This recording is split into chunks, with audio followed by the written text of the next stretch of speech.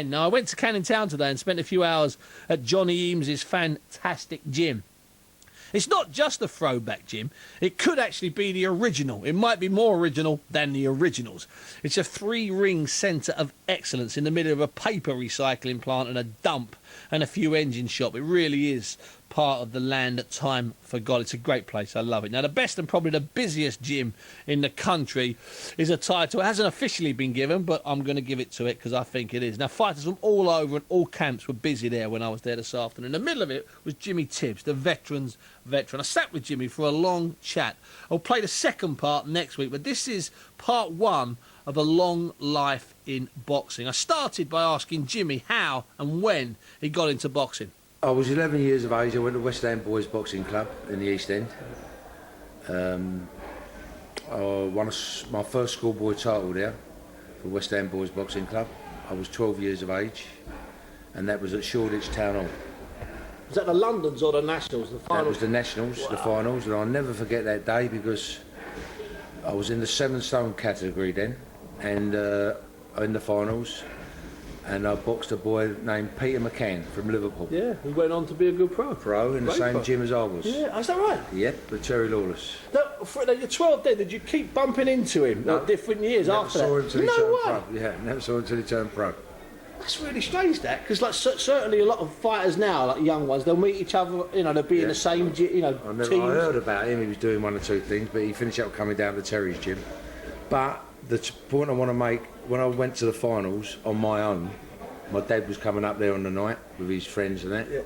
Yeah. My mum made me a nice bacon sandwich before I went. This is the God's honest truth. And when I went to the weigh-in, I was 2 pounds overweight. So Billy Cable at the time was old Billy Cable was at West Ham. He went, get down that boiler room and start skipping. Underneath. So and I started skipping, done as he says, and I was skipping away, and there was a fella sitting up on top of the boiler. And he went, what's your name, mate? I went, Jimmy Tibbs. He went, I'm boxing you tonight. And I went, he was losing weight as well? Yeah, no, he was just sitting there watching me. And I went, yeah, all right, that's fair enough. I didn't take notice. And we had a wonderful fight, nip and tuck, but I beat him fair and square. He knew it. Oh. Yeah. Can you remember any other boxers who were in the finals that year, Jim? Any other above you or below, above you in weight in different categories? Not really, no, I can't, to be honest with you. No, not that year. And then the next year I went up from 7 stone to 8 stone 10. So that's a stone and 10 pound, yeah, growing. And I will finish up in the finals again in Stanmore, Middlesex, the aerodrome. Yeah. And I was getting in the ring. I was looking around to see where my dad was because he wasn't quite coming in. It wasn't there, and I thought, well, he's not here. So, and as the bell went, I went out there, bumped down the geezer in the first round, and he just walked through the door. So you catch it? So Did you catch it? I just caught it. Yeah. Cool, that's all right. Then went straight, turned probably went. That's he's done then. Yeah, done that, and we had a matchmaker down there named Fred O'Flane, who you probably know. Fred. You went to the Repton eventually, Fred. Yeah. And every fortnight, that's right. Every fortnight when I walked in, my name was up on that wall. You're fighting here, and the first man to beat me as an amateur after about 40 fights was a guy named Graham Siney from Hornchurch. Oh, so local as well, right. Or localish. From Hornchurch. And years later, when Mark was boxing and went to box down at a show in Hornchurch, he was at Repton, went to Hornchurch. He was being gloved up, and this fella said to him, what's your name, son? He said, Mark Tibbs. He went, I boxed a boy named Jimmy Tibbs. It was Graham Siney. And were you there that night? Yeah. So you went to see you saw I went round and shook hands with him. And I had a return with him. I beat him on a return. Then when I was a kid, but I went on to win the NABCs twice. North East Divs, fought Mark Rowe in the Londons, as you know. Yeah, cool. A great fight with him. I beat him once before that, and he beat me in the London semis. I had a great amateur career, good amateur career, even though I didn't win an ABA title because there was a lot of good middleweights around then, quality. But we was all represented England, about 7 of us, 6 of us, me, Mark Rowe, Ronnie Smith. Went to St Pancras and Ronnie Smith and Eric Blake. I beat him. Eric Blake, Mark Rowe beat him. He finished up going. He didn't show up for the Londons. He went to the Olympics. But no, we say that with respect to box, Eric Blake, and He was the only man who's made me see stars. I beat him on his own show. That's good. Yeah. Jimmy, you turned pro, and you're obviously selling a few tickets. And then after about 4 or 5 fights, you got a slot on the Muhammad Ali Henry Cooper title fight at Highbury. What do you remember about that night? Because it was an immense night. Well, I remember being invited up to Muhammad Ali's training camp in White City. For sparring, but it was for publicity, really. Of course. I mean, he was a bigger man than I was. Never took a liberty. Got in the ring. I shucked a shot. He went down. Everyone was clicking away. So it was all good publicity, good fun. And I was on that bill. I'll never forget that bill. I went around to see Henry Cooper beforehand. Shook his hand. You'd boxed earlier. I boxed before the big fight. Yeah. They done it in them days. They put the stars on before, in case everyone went. Cool.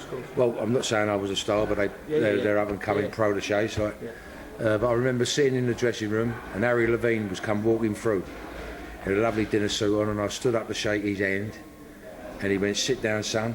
You're gonna be a star." I'll never forget them words. And I was 19 years of age, 20 years of age then. Never got that. I come out.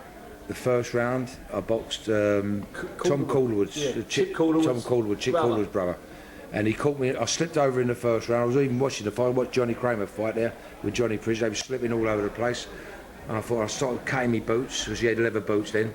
And anyway, I slipped over once. Then he caught me and I went over, but I was all right. And then I went back to my corner, and Terry said, "Draw him on, like, just let him come to the ropes." Sucked him into the ropes, and just when he went wide, I just went right through the middle and stopped him in the second round. Yeah.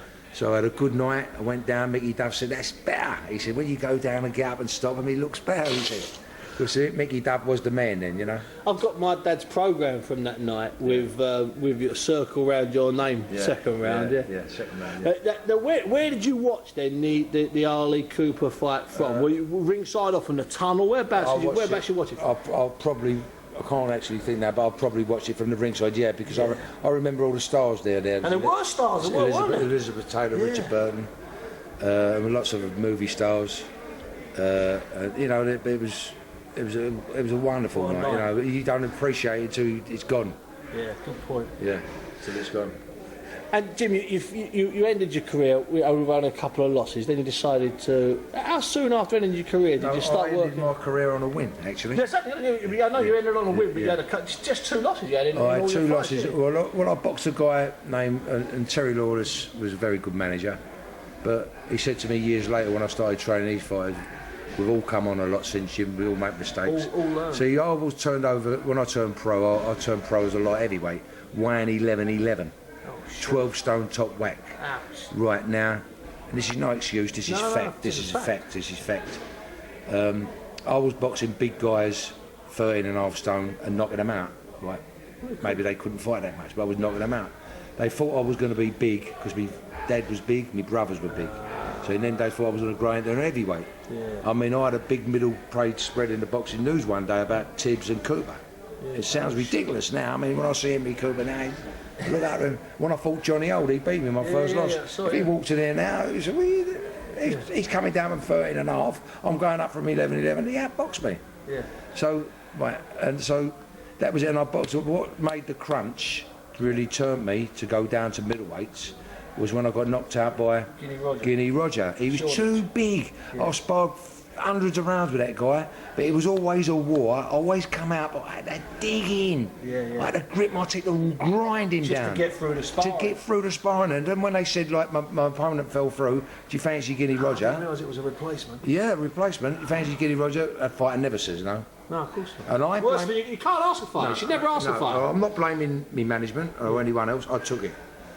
And I just got caught with a left hook. Yeah. I was out before it hit the ground. But that's boxing. So when I did come back, I come back as a middleweight and I was unbeaten. Yeah, in about 6 or so, or 7 or 8. Four fights.